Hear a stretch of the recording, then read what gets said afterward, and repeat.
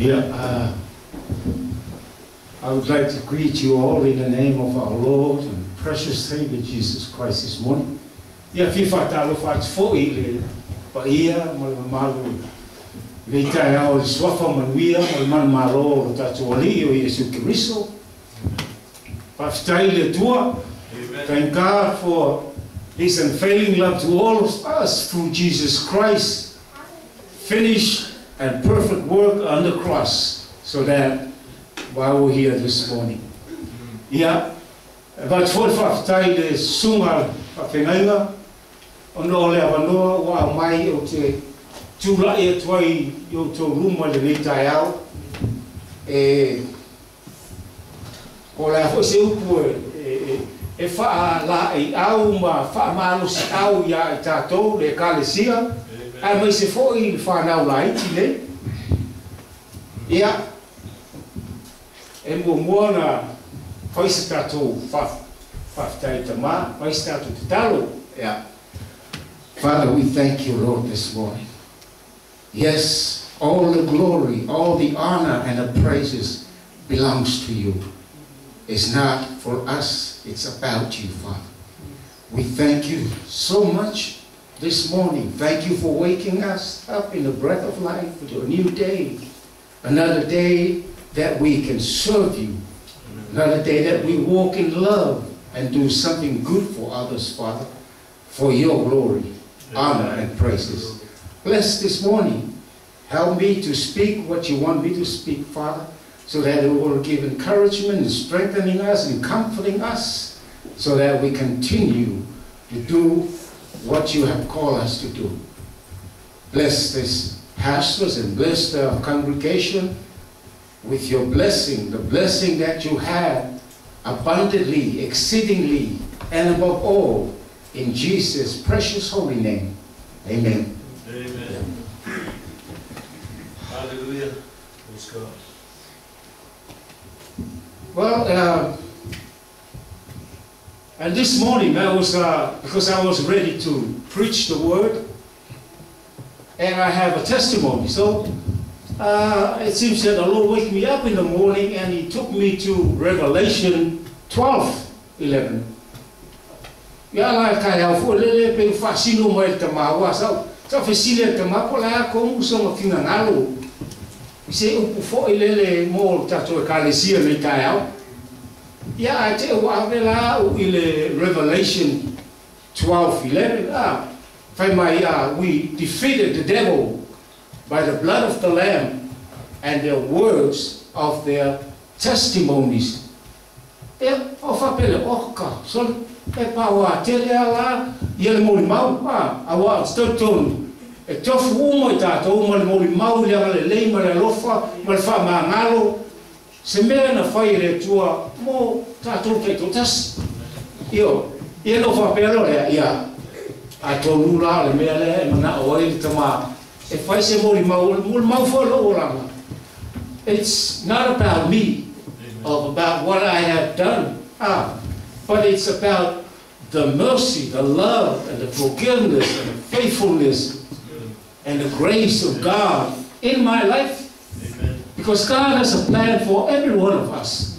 E ele fufuanga le tua, mo I tātou te totas, eu vou I kako whahau e, ia ele fufuanga le tua, wa fo le fai mai ale, ia tuspa ia fo le Yerebia, lus fuluiva, sutasia, and say, my thoughts that I think of you are thoughts of good, not evil, to give you hope for a better future. I thought, my plan is to prosper your life with good things, to give you hope for a better, brighter, and a successful future.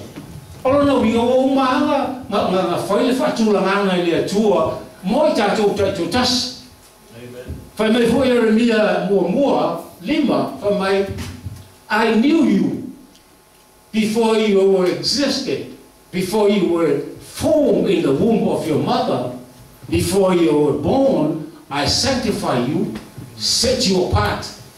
And if I lie Jeremia as a prophet of the nation, yeah, Uma na fata tia tama ta to uma le wa ka ko kele lo ala we born into this world na ka ki fa ngau ba ka ko sala ele se si fa le le kai minga o ala ese to pero o sua fa o si vafi papali tele a mata tau mama sa fa ngau ia pia ya le ka ko le sa mo fa ko yo sa fa ngau na ia pia ai no wola mai ia pia a ole taimi no fa na wai bo a mata ona na tinga lo tina fa me wo musu la ki sa wo fio tomo faile ya o hai o vai fa wo musu ya ai polo musa wa ya sala la langi ya lewo e fa mai na le ta auto le rutina awa ana le ta auto ia ma ke mai li fatas ala le fai ho mari la lewo ia i to finga le tu mo wa ia wa mai lola ba ia tinga inga sio tinga a lo wa nganga fo i ese lo fa a ke lo ka mai kia i tau tina wa o tina le na ma fu mai o tatu o mai la ne ia o ku mai le a fai mai tala a tangata o mato aina fa mai it's a mistake ele o se finga ngalo le tu fa pe a mai fa pe a fa fo a ia no tu mai le mo ia le ma fa pe nga se pe sa o e tangata o mato aina o ele se mea se finga ngalo le tu a fa mai sa le tau le tu se me fa pe a te fai aku ia ke o ni ka au don't let anyone tell you that you are a mistake ele ai se me ko se mistake i le tua God don't make mistakes. You were here because He planned you to be here this morning and listen to me this morning and me standing up here. So it's all God's plan. Ya o me for kia pole fa se ai sta ta ko ina se kambangai ya wa kupu mai I grew up I look like a walking skeleton. But au vivi.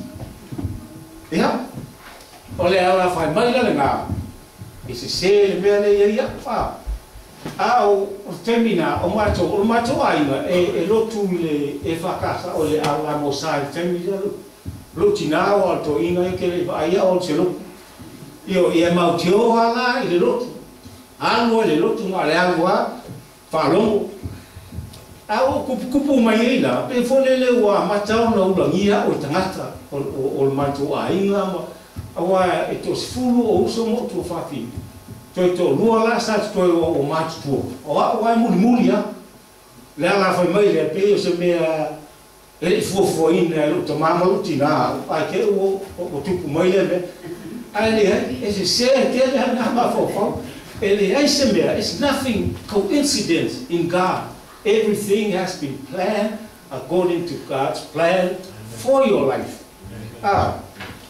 Ia wow foi lá estamos titi foi a Miki ale taimi le o lo ka senio High Chief Peter mai via perto Silvia sa pi fo ka uala a o la era ne o tiro fa ele aso o que fia tau uai pe o Peter mai via lo ka senio eu fo Peter mai via o grandfather le foi le rock le ko wa ka o mo Kifanga me fa pega. But I didn't realize inga o mato ai. A mato ai le fiati. E sa ka kwala skana ka sa le pisa.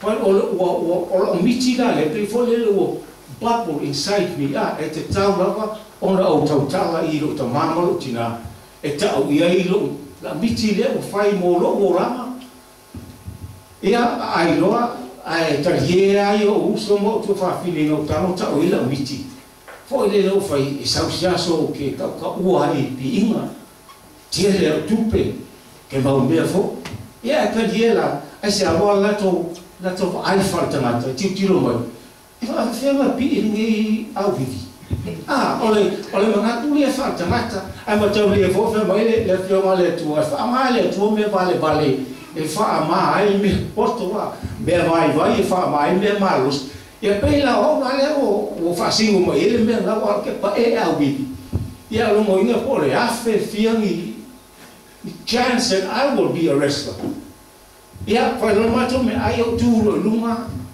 e fa mai fa wa ke go na consequence lo me le la fai o fuspa le la ma fi ko tu lo lunga fa mam que e sawa sia so e ke ro mika ya o ke a vea makana ka pi ta ua e laulangi ke le aku hele ma ke le kupe a ko lu ko inga le mo fo ko sei ma be o le fuspa o ai o eu o ku fala bem ai vai chutina le eu kangi lo fa eu a costa me pelo era na fala o lango lutina au ai tu la to ai ale I fallingers tanga toa ai transform for le kolila lo fallingo ko fulo mai isu mo gifu mangaka malo fa pe fa mai I ti fa lo ko fa mai come here boy I'm gonna kill you o wa ki de lo kam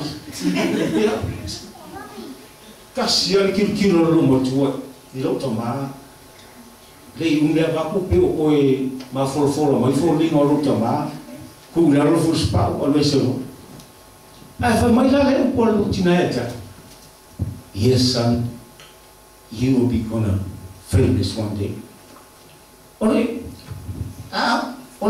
Roma fast food fit wa la fa mai le fe mana tua call those things that are not as so they were mai ko ke va au ka me ai le kupu o kupu ai ole ai fai la tala ia ale la wo confirm mai lotina pesa ka o le pe fa perfect ina mai ata I ke ka o jas o ke lo pe mo ilo ai wo ngi e mo ia le ka la lu ma ku so e pe fo la o se fa te inga le fo le e ma ka le foi Abraham o Abraham le ngo o ko inga ai na mga o foi atu le tua e avea o e ma tamao nu te lava so in order for Abraham to become the father of many nations he need to change the way he speak and that's what God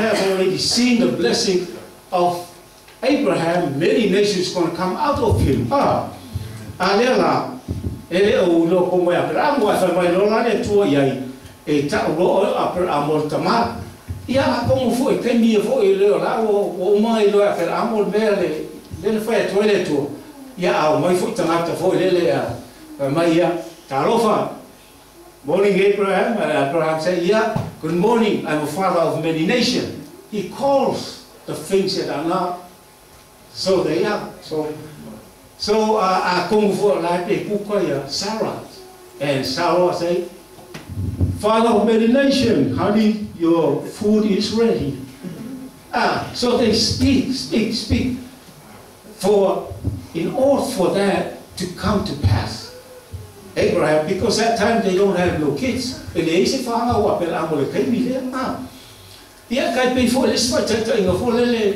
ile termina fio to Yesu ile malu o ele kamalo fo le pele pio ele lima ele fa pe Yesu I karo faz kama pio le lima then when Jesus stretched forth your hand he called the things that he wanted to see on this man ia mane kamalo fo le paralytic ka kia na le pe a ko ki o Yesu rise take your bed and go home he called the things that he wanted to see so if I pay na le bele o ka kala wi ka kala ke lo plameno ya le chele titi chele malama le fio ale tu ale fa mai ta tin me e tupu yo tato la so we have to learn how to speak blessings upon ourselves our family our children ika komitiki awal fa pise ke balele fai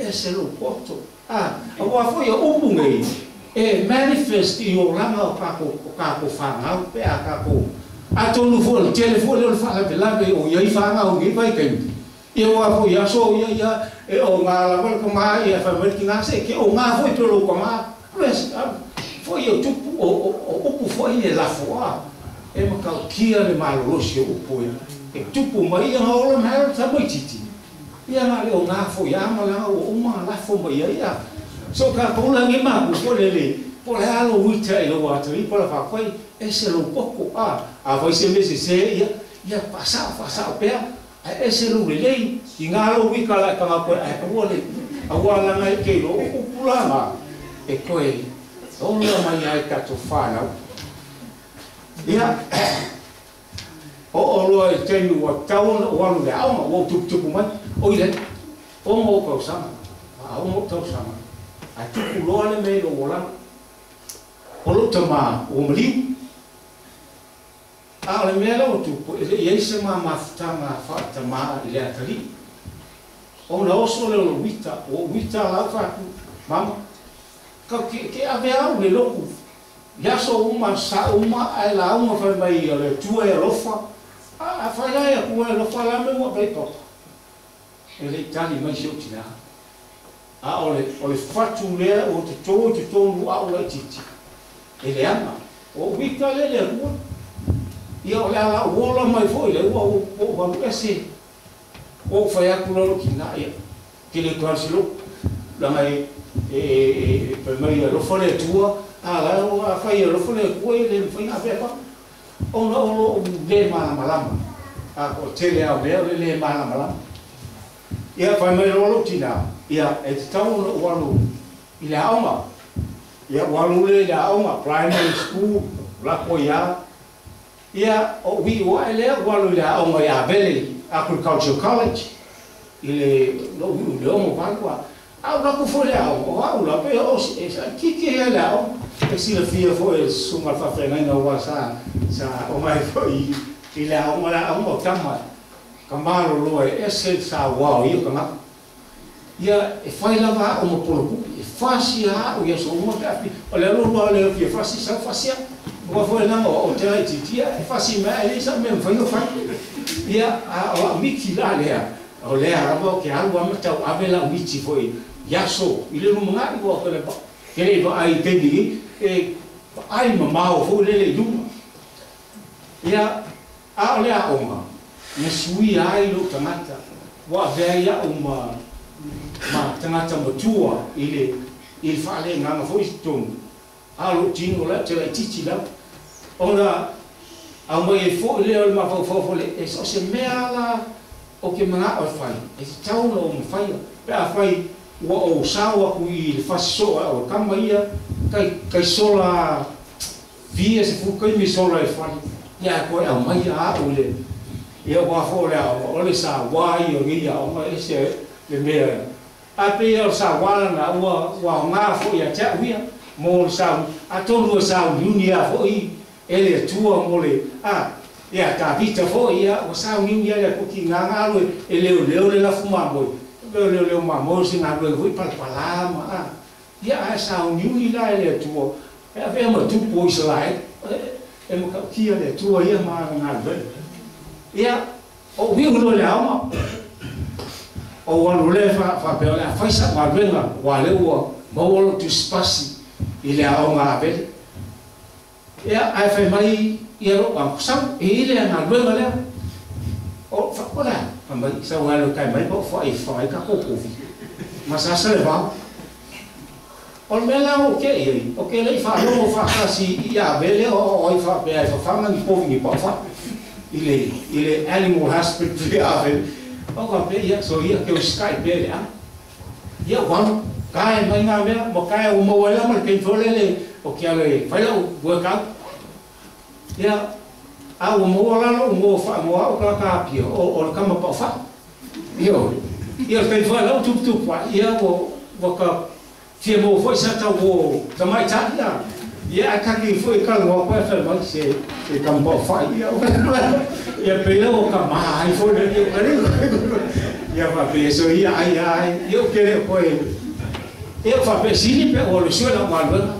o lo ia e great wow tua ina sa no foi ia ma lo malva o la ke boita ile la ia o ke sport ka ia ho le ku o vai me lo mai pa langi fo ia ka mai ia alo ale ingilisi kena ole ma kwa ha la io mai ala pa langi fo ia ka die ia mo aka kwa ma wa ke u fa pe ai ke le lo ingilisi ka vai a vai a o ka mo ku pe la pa langi fa me ala ia fo e pe fo ia o be ala e ka ke o la mai ka ke ma o ia mo tu pe so soalio ta tu ai na me fa pena ia fai la na lua la mo eki e a vela ai matanga te siva e fai ko siva au siva e fa fia ai la ia ba halo mai fa ia wala ka la foi vili ngai o ke fia foi wa fa mai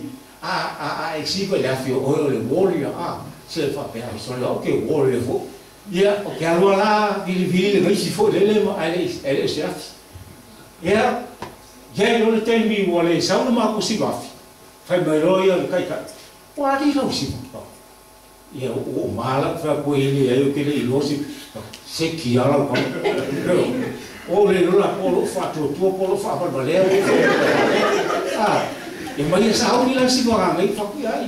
Ala la me se kansi. Mai e mai. Ia o lo le po e ba ku.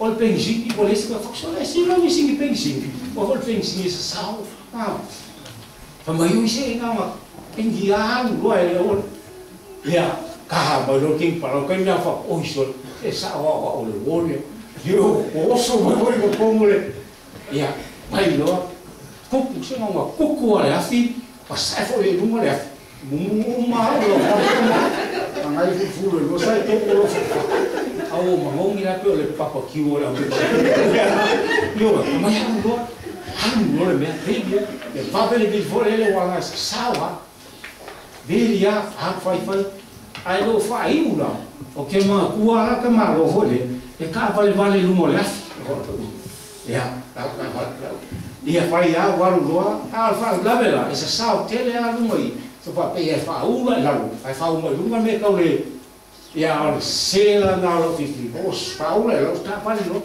ka vale a foi no a fa ku se o bela mai na lo o ka ri un molo ia la vale ala ai fa tele tu o swimming pool ai di quel ka le vale o sa fa to ku lu la pa la ni ka paki ese qua ese esa wa ni ku ya e fa che ia tem foi wala mitiale ia vea ele foi sa bom foi le miki wa le in fa le pisa mo e io fai la lutina e ka wa lu kia o mai usina o ke pelo shotina ai lutina e lo mana ese le mele ia o sa lo le usina sa lo le ngai o kilang o le o mo ita o sa o ia o sa le fai na lo so lo ai in mangai e le mo se me a o ila pi e ma kauria foi ia a ko mi fa a ia se ko miki awangi e fa vai awa ki to apai a don't quit halu po le ala va ni bea fa fita uli sa ko awa le awala nga ole tuona o tua le design nga lo loko a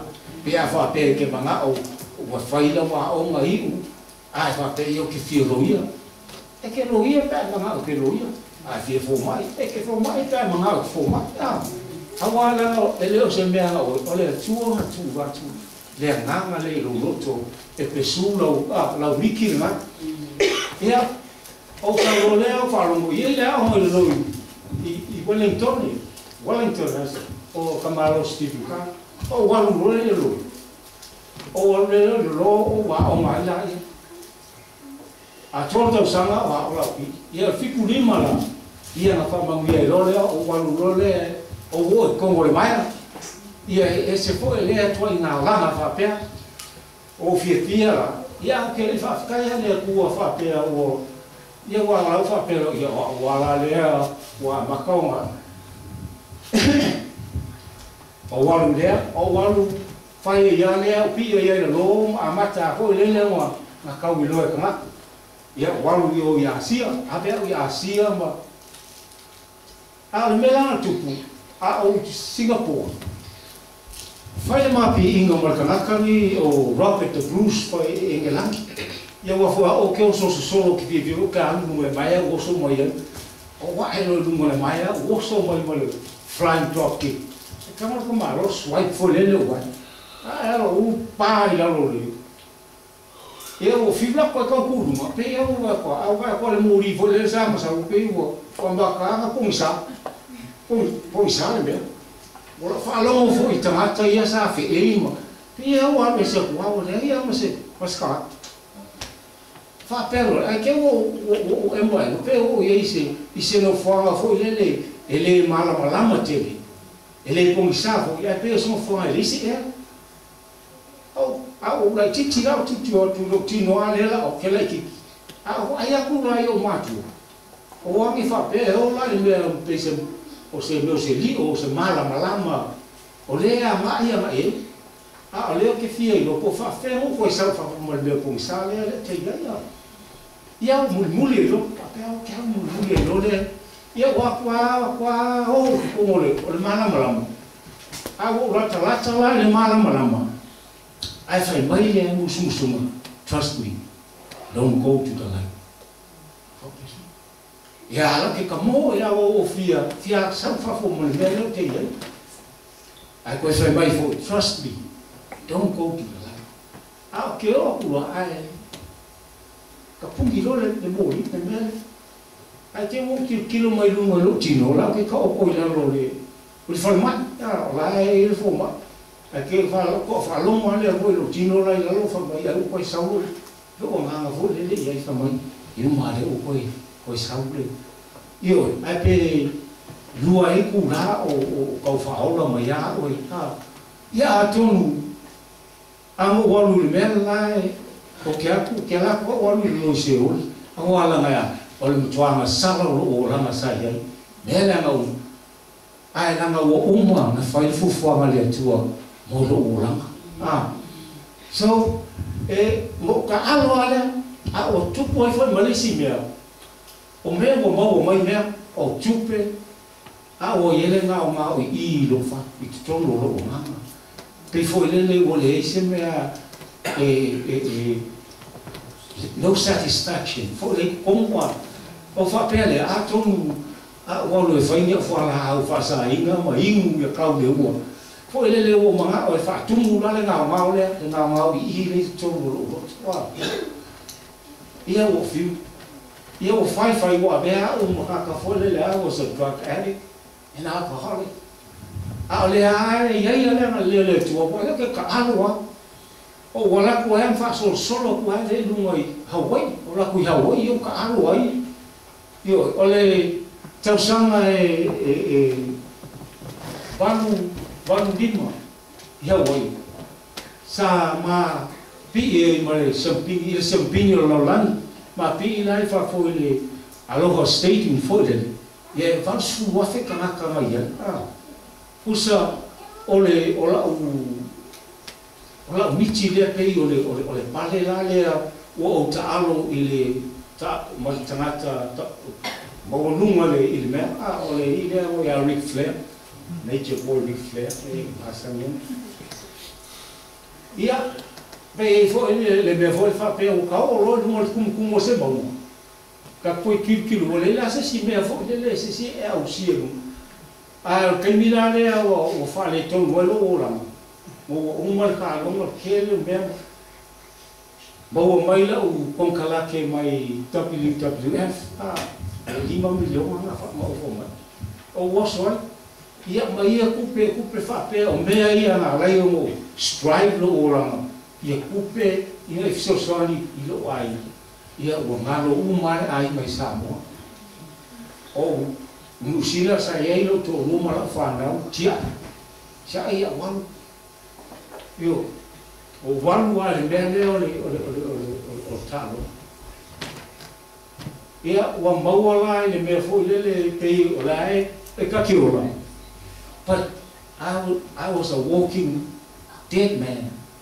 O le au ki sapalia a woti a tongu ia tia. O le ai se angama, le se ma fau ola fu le o to ia te tono o tanga. ngā le mea wālele o le au fo lele vivi inga ngaka a.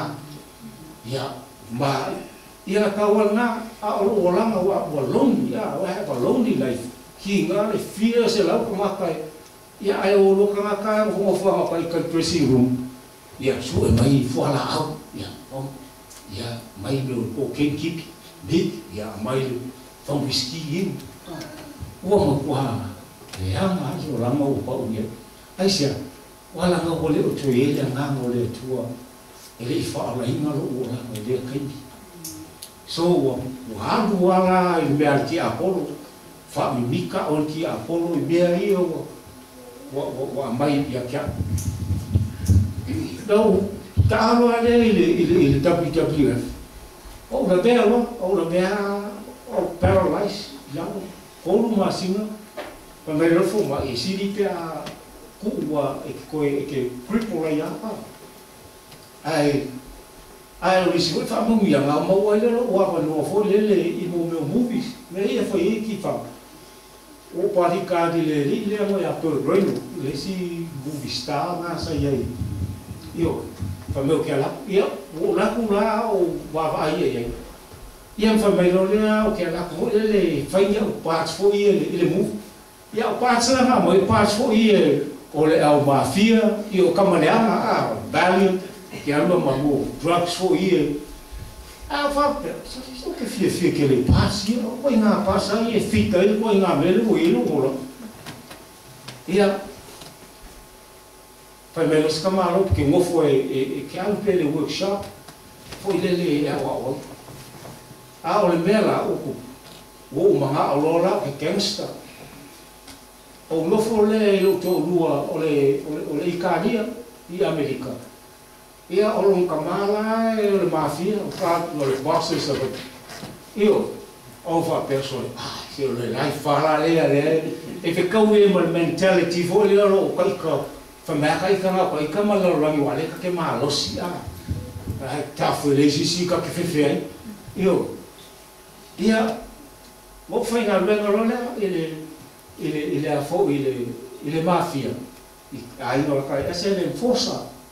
O le enforcer la, wa o la afa pe e manga o ia le family, se mafia family, fo le wa le ko ngese pili o kamaka ia ma ia mo walu le ka no ia. Ia e ko wala method fo io ke fa ma e fa ma a le ke mo la baseball bat. Ia kala mo ia ia ka ia la va sia ia tong le sa mo puli fo io. Io puli o kamaka. Ia usau fo mai wa.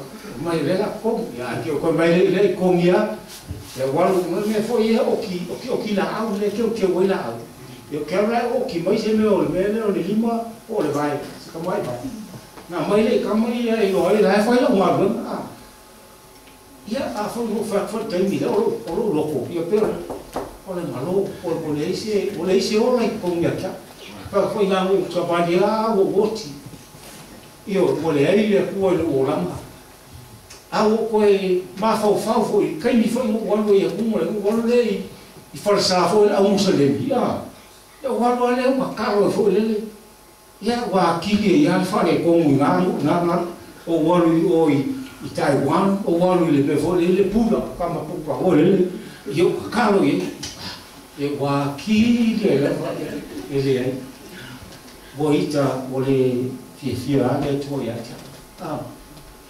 ai ia o nga whailea, a le mea mui a lai lau ngalwanga, fo le ka o le collateral damage a, o kia murola, au mai ka ngaka wha angofo, au mai me fo I o le apa voi le wha kumu si maha.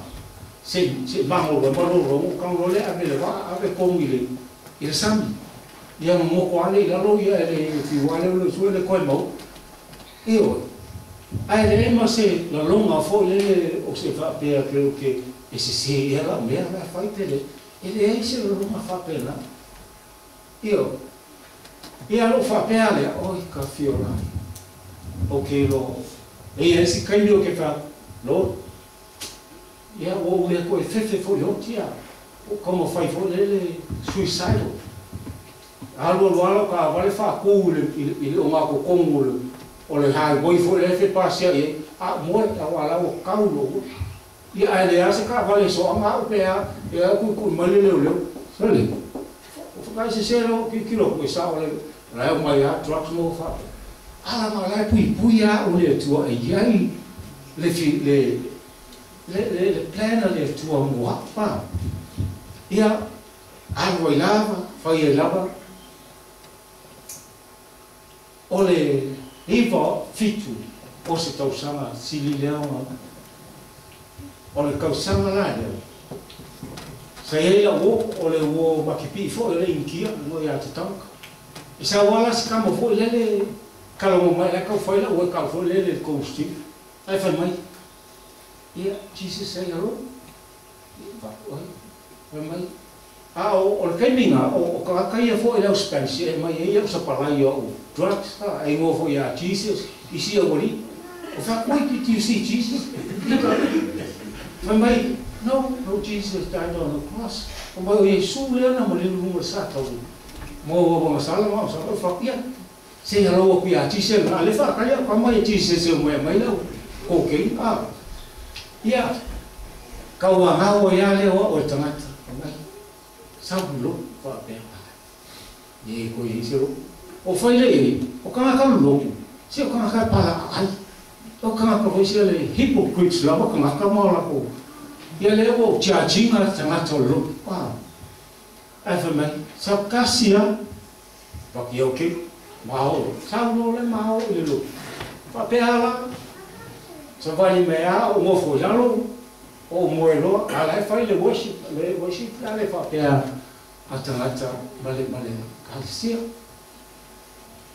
e worship fa pe ai malo ko be o le pa ko mo le va mo fia mo ale mia o pe e fa mo ya sis que lo ko to mo tangata tu mo le o fa fe e pu ko ala sila o te so yo me ala lo que le o el medio o que le vai estar pu apa u se lo mai fa ma pe ka ho ya le toma ke fa pe ngau me fo le lo vai ye ele te kau me fa le nga ia le wa ma ta na fa di mai aka ia o mo e lo fa pia o li ke ni mo mo li fo le o ke alo ngi no lo ai ke o va la mo lo fa se a mai sa si va que o solo que dice me o eso o le mana o eli ta mo oi ya o i fila fa fa ni la wala fa ali e pelo me ia fa mo i o na o lu que o fa mo lu ma a me ki a polo lo to pa go que malo si o ga ka a mi ulianga fa si o kamaka ali ai se me fa pe ya la wala le fa ali que le ka ya pala si la lo ia me la profe mai te au ya si eu prima la tala mai o fa a pe fa fe no kana ro fa e mo ro pe fa pe ya va bi so fai pe al mele fe mai fai fe au ko la le ya talo ro fai fe au si e mo mo i pe lu mi mo ke fa ko pai pe ya se me ma fa ko vale ko i agua kaula lo pai o fa pe o isso olha ia fa pe la pula tula pe ko ki o ke pula o le pula fe fe ala o pula na ju mo le a ko le no it's not gonna happen to me I'm a tough guy a o fica solo vai o fico o pepe uma vai mas veja como lu caminha pe ko se lo mo su ko pe o lo ka lu palas sa lu fa lo fa mai fa te I think you need more fire yo le fire la na ke ye lo mo le timo wa ya wa ke mu ki awa wa makamo pa lusi te tolo lo timo te lo telefone pe se me causa muscle spasm lo lo timo wa valusi ai fai mai ai le musumu ale que a polei oi kama ki le ka e ila ale me la lo bota wifi ne ia mai ale ngano le tu o ke musu ke loe se mamele anga o mai o fai e luo. Ai me musu ngā le lifu mai. Trust me. Let it go. Trust me. Let it go. Ao musu na, a tonu foi pe o le. O le pi inga ia kopo ma le angelu foi lea. Mai ku mai au kampu mai au ke hanu me isi lo mai ki whamanguia mai a kia. Ia papulole le hip leo le puka maka. Ia inga ia i loa ai e a kopo. Ke ni umai sa wale iki ngā na ke mangku ai. Au ni koe fo i lo langa le saora. E whapea tono ala le mero ka uipi. Ka uipi. O se awa pika sili lea o experiencing ala ua. Ne matau tia ai e ei le lofa. Fo i le mana o whale hanga. Inga ua peila o mumuro le mori. Mumuro tono ro. Ai pei o se lupe fo i lea whamai sau. Sau yanta o luta maa. Ia, o le kaimilo ngā lea embrace ai au, e lea nango lea tua.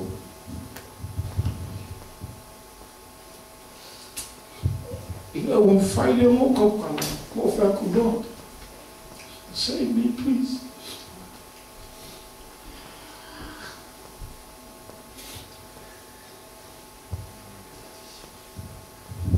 Ola,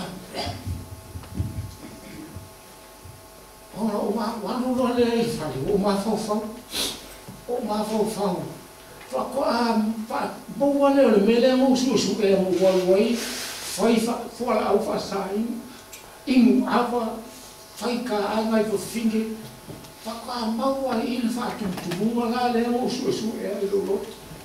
O mō muhe mō li, o koe whai mai le tua e atia. Al termina le o to ruai. Ko kiki ai ba ma singa no mate. Lai ele fano. Thank you. O sa rua o ba na ma flora faksa. Sa we Dr. Abel yo oi fuma I. Oi. Oh Jesus. Oh, Spanish. Spanish.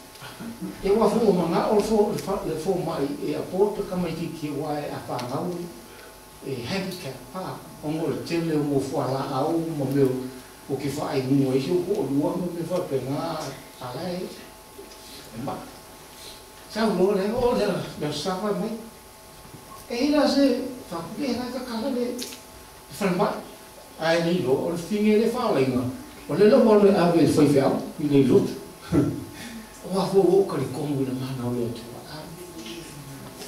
A fai suia o le pole. E ma fai le puso se. E o kulo i farsaku o ki fili. E le se fo mai o farsaku mo. No e pepelo mai. Fa kule ai o i fo mai o Yesu. Ai ki o fala mo le fa sa mai pepe sei. Lai ma ale ni tauri. Tio. Também na kau mai de Akule, na whawhea mai ro, o whea mai, o whau mai, ana ki ro, maa mea e tobi a tātou. Kao, mea maa mai ro, sa wala te whingi hoi, le mai le se whingi o kariko. Ia, wakaro lo le, kui e lima, e le umea pe a palasi laro whingi, i le nganga o le ali. Ko wai hoi le se mpio le laka pi, hoi le o brasi, e whai manga o le whingi, tamu i titi a. Io, il mio fa che la o il tuo va bene ma fai e un malo fa bene io un malo io avevo fatto poi fuori nuova e ascoltavo non fa bene poi lo o FBI o fa quello poi le olha como fala em Maria, a sabe. É bem que fala para ele muçulmano, as consequências na o meu. A oi que o a mais não é ole mea na fai fa masingo mo foi ele I maua se se tamata ranga pe ia fo fa ko e sa le ia lo ma sang foi fai mo ame ko ia le maua la a le pole mai wa a ma fa pe maua ia e kui la o le tu yo ti foi ia wa mai lai si me foi mo kidnapping 9 kidnapping 2 armed robbery and 1 burglary wo mai le ia fai uma pa ko eu ele não mora o família já ao mora não ele pô aí vai foi o fom cara foi isso uma família faz mais de tua ele me lá cu ele me lá cu por aí ele me lá o fabrico e o quilo lá vai ver o quilo o lá que cucu não mora o le vai ao vai foi ele ao no es flooded river a ko kilo ko le ku mai ele o le city o le sulu ma ele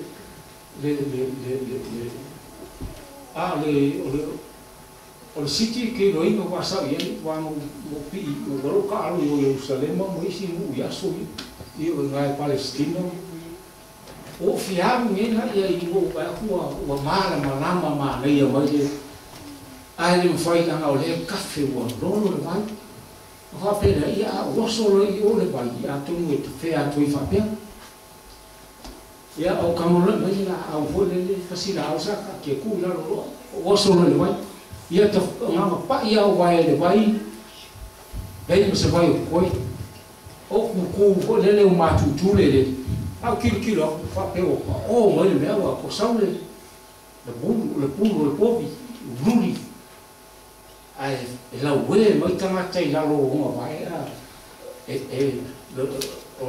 the bull tremble over these people and voices screaming and so I pass it up he would pass me and suddenly I stood in front of a bull and I saw his face was red eyes angry bull. But out of my hand came the crystal sword. So I stuck the bull in the forehead, and the bull went down. As the bull going down spoke to me in a language I don't understand, but it's the voice of a woman. Okay, I don't understand. So walu fesili fai awale foi tatalo ye. Ole asama e a famta mai vai lá ma le ritana vole ma sanya ma mo ke vole irrigation ye flooded na vole vai o Jerusalem ala le va Jerusalem fole ma malama o inala o mai fa na o le tu eu ole pulu o sta te fole le pawa o sta na pawa dela e fa sana ya ke fa sana ka mai ya ke ai ile uma ke manu malo va ia e so na ai ke lo como el falpipui la fai fa masimo ale no o fa masimo kamalo o fa masimo sai mo aqui o fa mai lo ia o kupu fa la kwa la o sui fa fingi o ia e mele nga no le ia kini nga le pula nga ke ko fa pe mai ia o la tu to so le mo fu mai fa fingi o buri lo of fa ku ko ni seu ko au lo pu ko mo ale mo vai ia pe o le fingi pa la ia fa ia o ma kwa I kale fa fingi ai nga ole mo fa seta o ke ngel fa fingi ia prosecutor foi por lá ne ai mai wala bala e lua ia fa sala le o e lua lifetime I have 2 lifetime I la lo le me foi le confined foi le ese singa e ka ke o ki ai la lo la o lalo la lima sulfutu la lo le fale la le fal pui le ke le vai se la ia ngala a be ia ai pei foi o inganga wa foi o le ise pe a foi le o le ise fa mo que fesilia le tuan le o ko vai le o fa sa la o e lu ke o ki fa pui ia ai pei ai le se me mafa ale ma tama la le na amaka mai ale la loi o talitoni wa ale tua la vale es jaso umo ya kia u tawe o ia wa vai fola tu spaia pa o me nga ba ko tu spaia ia fai ka ku spaia pe fa lua ma fai ka ile kengese ka aquele o mala mai ya ia fai tawe fola o fai ka fola le me le no fai to le e ele fo fa le tu o fa pele lo vinga fola e incluta ila o fo fa le a fa ku le tu a fa venga fa la me a lo que lo yo how can it happen ele kalme ale ko la me so ai la po mo ai ke I lo nga tautala sa mo le di fa mai within the protective womb of the beast a spiritual birth will take place at the right time, accompanied with severe birth pains.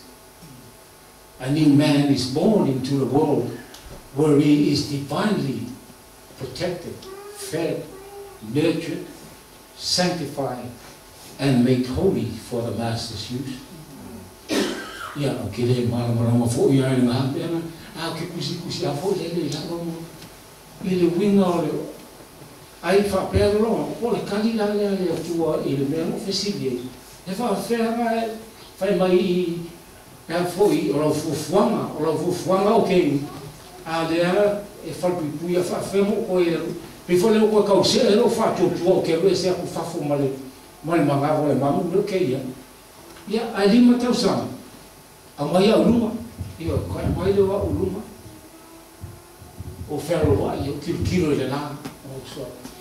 Io ma ave o le alma, o a onga ma. Ale mela otu. Ele ese palolo e fa sa na palolo.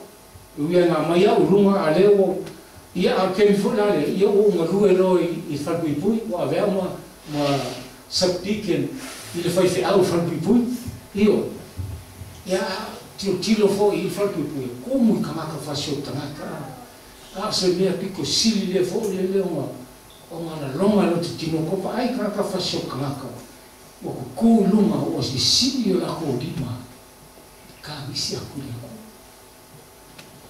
o se me sili langa o kala longa inga o le mana o le tua e le aiso na tua Gei kanaka mio le ama. Ale o kuli la. Ile tua. Ia mana ko kalo fa le fa pelo. If you let me out, I'm going to go through your work. Ia ko ke le o ko le fa. Ele é você se fa se da. Ia ko vai fo io, ko sa fo ko mo. Aso a coisa vai. Se você vou. Ia pa ku ia la o le tua fa maun ia. Ai be pelo le po ia coisa humana, ai fa caiu na ele misi caiu e fez caiu dos lucas ele me ama ale esse meu foi que mal fai ele é tua que eu foi mai ele punai e pero oi ele tamata e te manatu mai oi o le tua que mal foi dele ama e aquele Mas foi cá com ele no ifo amigo, o fa he pali, mas aí tá tudo pulei na rua não, o aí a cá com ele quer mais ele tu, o que mais, o ele pico silo uma carro o aí dentro, carro ele carro com a ela foi abre na pele numa faz tá com o Aí está, agora não foi da uma. Olha, aí uma coisa que número 1 wa ho e ke lo ka ku e ka ki fai ka ku a yo na fai de me ai na lo asina te mi fo ile e ke mo fo e ana o e na fo fa wa le e lo roto ole langa le leio le ku is unfailing love towards us through his son Jesus Christ because of his perfect and finished work on the cross.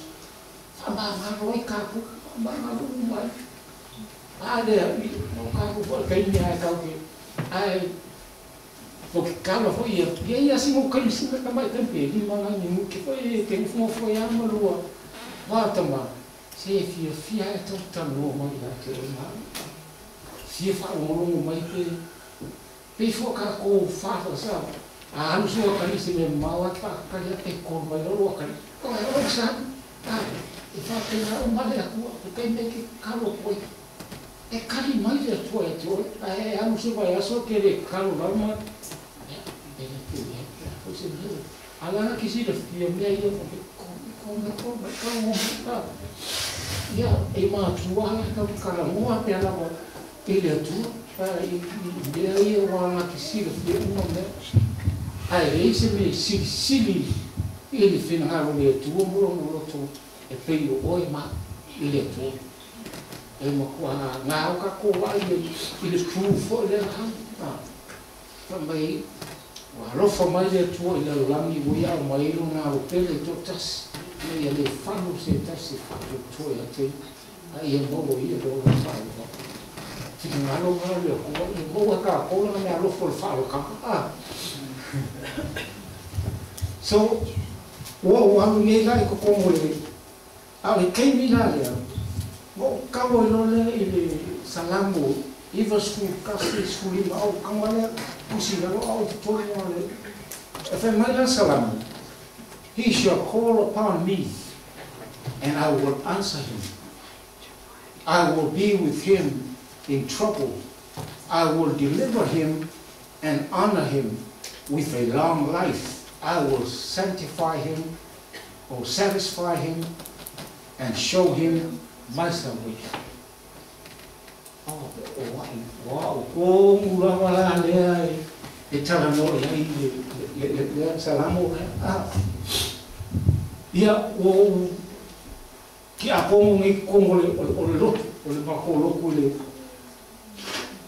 ia fai la mato o whaatanga mato le maro e fai mako worship e lua kula ona o mai wa maka o mai ka ko fo ke lo ka panka e mama ia ia fai tu cancer me fo i hepatitis 2 fo i mai fo ai fai ai e la sa mi a me fo le fa fo mai fa ia ma ke worship e palasi mai lord fa o mai tu God e ale bala mai e ka wala e a lo ma ko vi mai le tu a ko kere la i o marolo e ko a ko la mai o e a ve caso a vai ko foma so o le se me o te tonu o mo fanga fa pea e iai la le de ngamo le tu e ko ku poi fa marolo mai ko mo me ko mo ka ka le e ko ku fa foi me lai fa foi io wa hoi pe fo io ile amatanga fai mai la amatanga le in fo ina le tuor sa po sa le isi ai sa fa o pe rona nganga ko ngamo fanga la e fa o pe la ko le nganga le tuor fa tali le temi e fai mai rona ya lo ya la ya esse le tio o le bem ga kandia tua oso mai lore ia le nga pa io le tu ia o sa lo sa wa o ma ke o sa fai mai le mato kamaro le lo ma ani ka io na e fa kali mai e palolo fa ko le so palolo ke so mai a mo le lo moi ia pa lo e o ke la pula o pu mo ai se o li fo ie la muslimi maresi vai ngai ele kalko e ka die ka mo wala tilo ina wa o o ke sola ko e ni alfa ia la tu lo o le fine mo tamaro te silu mo la wa mai lo la a o se fu ka usanga ka mo ko le to fa pi o le lo ton wala ai o so mai lo la e fa ma ku mai la ko ele ka le tia lo lo fu a se le fa mai fo le I've been crucified with Christ. I no longer live, but Christ lives in me. The life which I now live in the flesh, I live by faith through the Son of God who loves me and gave himself for me. But it was a man, I want you pay now, okay. I don't keep kilo glory, can't find my finger, can you excuse us? You're not. I go on with me, so I haven't career only now. Oh, fuck, you watch. You watch, my God is going to set me free. Yeah. Allah will not do such thing. Well, Allah said, what? The poor, or the man, the young man, for you. What for you, for being hard, or eating out of no Allah, you have put home a quiet.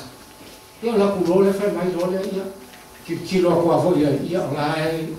Ele lei me o e fai o tonu o nei ma ko e ki a ko mo le kalesia ya sa hu lo ya ale o lo o la sa hu lo ya le lo fiku le ya fe boa ala ke mo fo ba foi pe o ke lo o ke la o malo la fa me ke malo malamo. Do you understand? You are going home.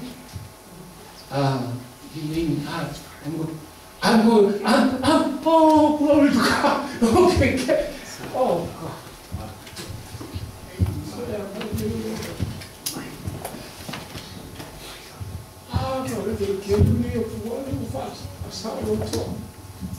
You worship Ali. I will not forget. Oh, Sahu, glory to God. Okay, my si piccolo. Ia ka le tu. Fia ma ko ka le sia wala sa mo. La kalamaya.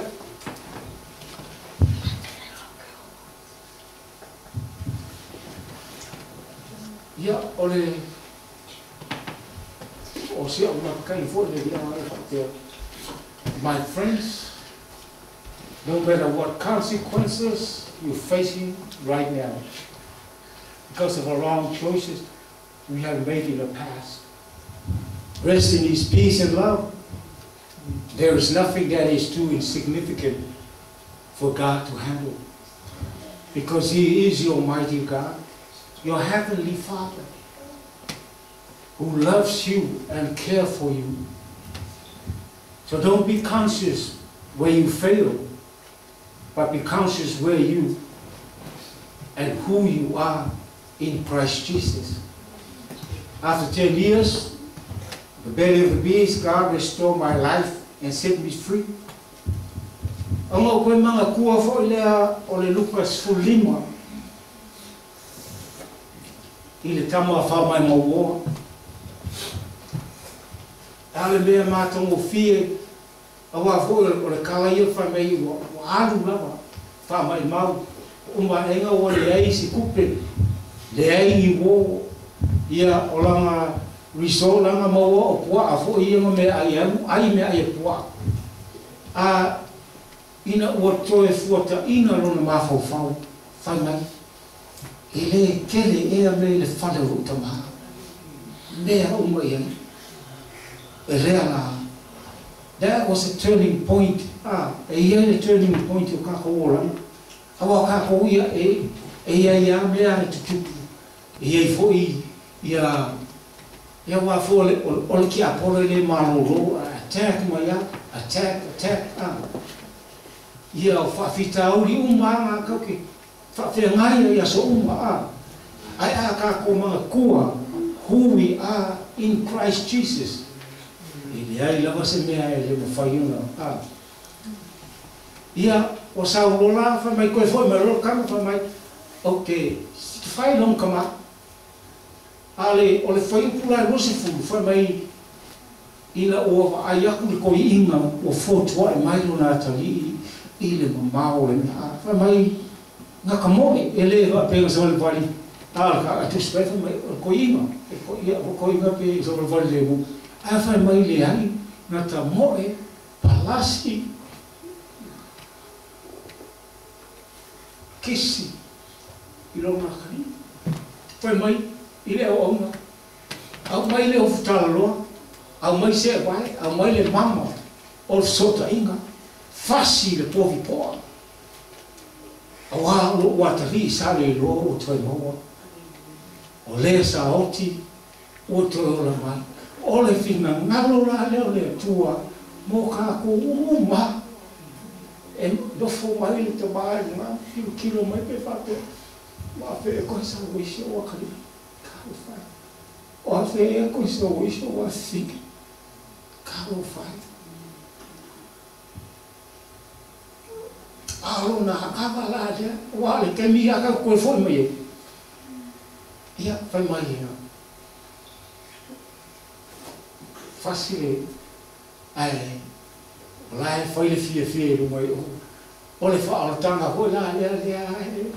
Ah, pio se mea lava lea. Ka koke. A tato mo ina lana fa tanga. Ia. E isi aso ka koke koe. Whelo e martama. Ale mea silia e ke fi whalongo iai. Me alo tūru moro o tama whamai. Welcome, my good and faithful servant, into the kingdom of your Father. Ia. Whafkai le tua mo leu pua whai wo. Ma ile ngā whai o le tua i o tō. Whingalo mo tō roto. Ia. Kako muri pēr le mea o mana oai tātu tama. O wala foi pēr o nākaro wheka. O mua whakau kako. O mua whakau kako. Ia ane kau ki waka kako whai kako mea. Wana e mana tua la. Wai oi a ke riso Yesu. O Yesu ke riso. Na ko uma mea. Whanai ngā whio mai le ni lalo. Ko uma malu ngā e sau i tino tangata. I le usiusitai. Ea, ko mai e usiusikai. E veo ia ma au auna. O no usikai ale ngā o e mora sa tau. E le whapela na whai mo Yesu po. Le ai. Mo oe maha. Awai, rama rofa le tua e hae mai. Ia e whamanguia lava le kālesia, e whamanguia fo le whangau. Ngei ka e au, e mai se sunga le whapelai. Tua te le sunga